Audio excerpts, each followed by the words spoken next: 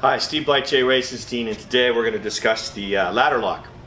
And you always have that issue. You get up to the top of the ladder and it's a little rickety, and you're going to try to transition to the roof, or you're trying to reach over to clean a gutter and the ladder wants to move around a little on you. Well, the ladder lock is your answer, and it's really simple to use. All right, when you put it on the gutter next to the ladder, you make sure that the gutter goes all the way up and hits into the top of the jaw where the pivot point is. All right.